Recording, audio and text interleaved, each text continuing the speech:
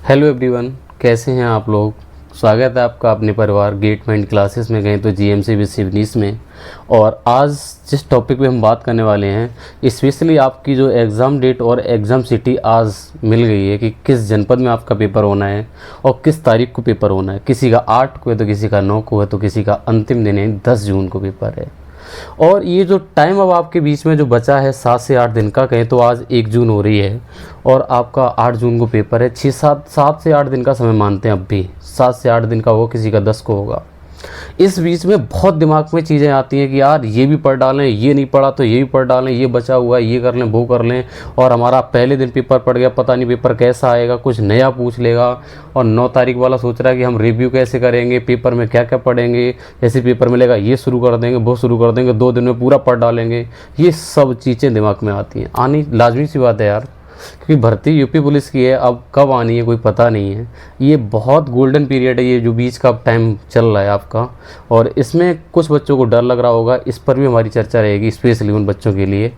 और आपको पहले बताएं तो इस 1 तारीख से 8 तारीख के बीच में आप खुद को थोड़ा सा शांत रखने की कोशिश करें, ज़्यादा घबराएं नहीं। सीरियस ले सकते हो एग्ज़ाम को, लेकिन डरना नहीं है मेरे भाई। डरना इसलिए नहीं है कि आपका सिलेबस आपने अभी तक जो पढ़ा है वो सब आपको याद है। वो अब एग्ज़ाम डेट आने की वजह से आपके भले चाहे डर लग रहा हो, लेकिन जब आप एग्ज़ाम में बैठेंगे, यकीनन मानिए आपका अगर 8 जून को पेपर है, जैसे ही 8 जून को पेपर में बैठेंगे जाके, तब तक डर लग सकता है, लेकिन जैसे ही पेपर मिल जाएगा हाथ में, डर ख़त्म हो जाएगा वहीं पे। और सुनो, जो 8 जून को जिसका पेपर है, जो पहली शिफ्ट में पढ़ेगा, उसको थोड़ा सा ये डाउट रहता माइंड में कि पता नहीं ये जो अभी पिछली 60,244 में मानसिक अभिरुचि नहीं पूछी थी, कुछ क्वेश्चन जैसे हो गए हमारे डिसीजन मेकिंग वाले, समझ रहे हो, निर्णय क्षमता वाले, जो हमारे रीजनिंग में क्वेश्चन आता बड़ा सा क्वेश्चन, उसका चयन होगा कि नहीं होगा। कंडीशनल बेस्ड बहुत बड़ा सा क्वेश्चन आता है, वो नहीं पूछा गया था पिछली बार, बोर्ड तो नहीं याद आएगा, क्या उसको पढ़ डालें। ये चीज़ 8 की पहली शिफ्ट में चलेगा। जैसे ही 8 की पहली शिफ्ट होगी ये चीज़ ख़त्म हो जाएगी, पेपर का पूरा सिनेरियो क्लियर हो जाएगा कि पेपर में ये पूछा जा रहा है, यही पैटर्न रहेगा अगली शिफ्ट में रहेगा भी। 8 की पहली शिफ्ट को कोई कितना भी कुछ कह ले, कैसा भी पेपर आए, लेकिन 8 की पहली शिफ्ट को नॉर्मलाइजेशन में फ़ायदा मिलना ही मिलना है। चाहे पेपर इजी रहे सभी शिफ्टों से, तब भी उसका नंबर नहीं घटेगा, पहली बात जान लो। 8 की पहली शिफ्ट को ये आपके लिए खुद को ये समझिए यार कि आप लकी हैं कि 8 की पहली शिफ्ट में पढ़े हैं और आपको नॉर्मलाइजेशन का फ़ायदा मिलेगा। पेपर तो पूरा अटैम्प्ट करना, नेगेटिव मार्किंग है नहीं।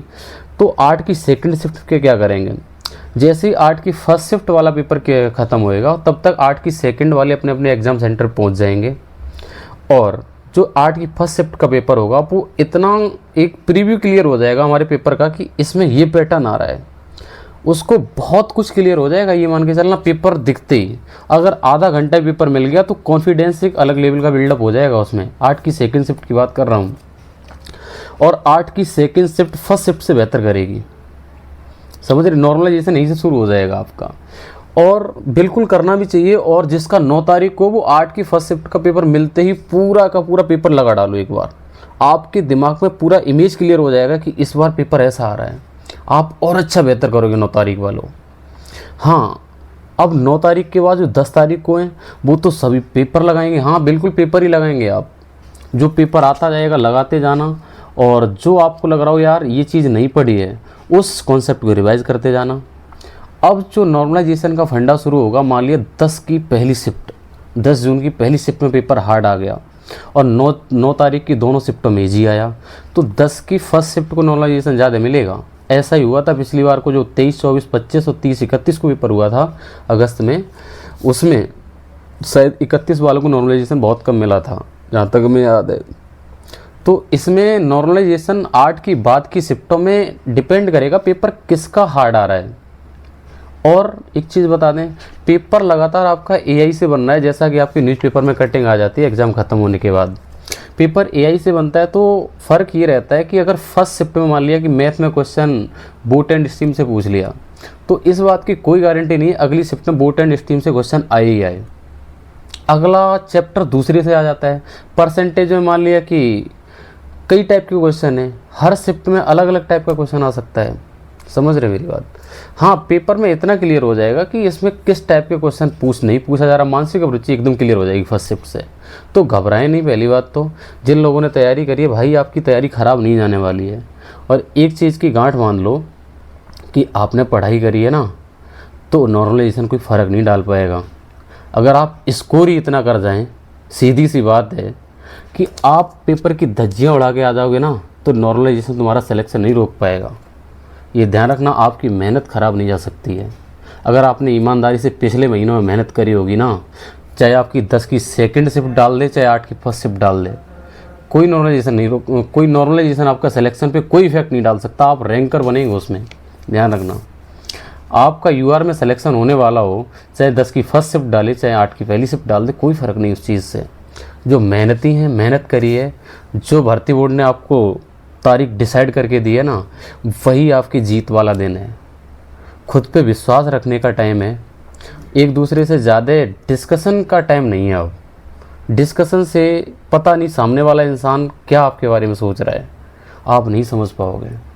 थोड़ा सा अगर मॉक टेस्ट भी लगाएं तो कंपैरिजन वगैरह, हम कई वीडियो में 2-1 में और बोल चुका हूँ, कंपैरिजन ना करें ना, आप स्कोर बताएं। मॉक टेस्ट सिर्फ इसलिए लगाएं कि आप टाइम मैनेज कर पा रहे हो या फिर जिस गलती को पकड़ने के लिए लगाओ। आप ये मत करो कि यार क्वेश्चन कम हो गए हमारे इस बार मॉक टेस्ट में। मॉक टेस्ट में क्वेश्चन कम हो रहे, हो जाने दो, उससे कोई फ़र्क नहीं पड़ना चाहिए। आपके अंदर इतना कॉन्फिडेंस आ जाना चाहिए कि आप मॉक टेस्ट इसलिए लगा रहे कि हमारी गलतियाँ पता चलें। मेरी बात शायद आप समझ पा रहे होंगे। और डर जो लग रहा है वो लगने दो, कोई दिक्कत नहीं है। डर ऐसे निकलने वाला भी नहीं है, क्योंकि पेपर अब नज़दीक आ रहा है।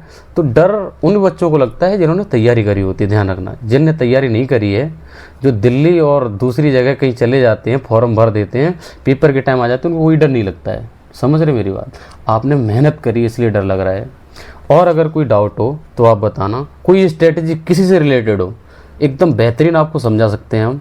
बहुत अनुभव रहा है, बहुत सारे एग्जाम दिए, निकले भी हैं, कई के मेंस भी लगे हैं मैंने। शायद इस बात पे चर्चा नहीं, किसी दिन करेंगे चर्चा हम लोग कि कौन कौन से एग्ज़ाम क्वालिफाई करे हैं मैंने। प्रेजेंट टाइम में यूपी पुलिस में वर्किंग, आपने वीडियो देखी होंगी, वर्दी में हमारी कभी कभी आ जाती है। टाइम नहीं होता तो हम बना देते वर्दी में ही वीडियो और बता देते हाँ ये चीज़ ऐसा कर सकते हैं इस टाइम पे। अगर दिमाग में आता तो वीडियो बना देते तुरंत। बाकी अगर कोई डाउट आए तो कमेंट सेक्शन में डाल दो। और आपका एग्ज़ाम कब है ये भी डाल सकते हो, किस जनपद में है, गाज़ियाबाद में किसका है ये भी बता सकते हो। चलो देखते हैं। बाकी अभी 8 दिन हैं, डेली मिलते रहेंगे, डेली एक वीडियो लाएंगे आपके लिए स्पेशली। और एक चीज़ और, अगर आप कोई बता दें, अगर आपकी ज़्यादा डाउट आते हैं तो हम शाम को 9 या 10 के बीच में कोई लाइव सेशन स्टार्ट कर देंगे डेली। आधा घंटे पूरा लाइव सेशन चलाएंगे। जितने जिसके डाउट हैं सभी के लेते जाएंगे, 1 बाय 1 एक कमेंट, और सभी के डाउट क्लियर करते जाएंगे। भाई कमेंट सेक्शन में बताना कि लाइव आएँ या ना आएँ। हम लगभग 9 बजे के बाद टाइम मिलता है, 9 बजे से 10 बजे के बीच आधा घंटे के लिए लाइव निकल सकता हूँ। और आपके हर डाउट को, जो डर लग रहा है, डर तो ख़त्म कर देंगे, ये हम गारंटी ले सकते हैं। डर ख़त्म कर देंगे, कॉन्फिडेंस आ जाएगा आप में। और लगातार आपके साथ संग हैं, आपके साथ हैं। भरोसा बनाए रखिए मेरे भाई, और ख़ुद पे विश्वास रखना ज़्यादा ज़रूरी है।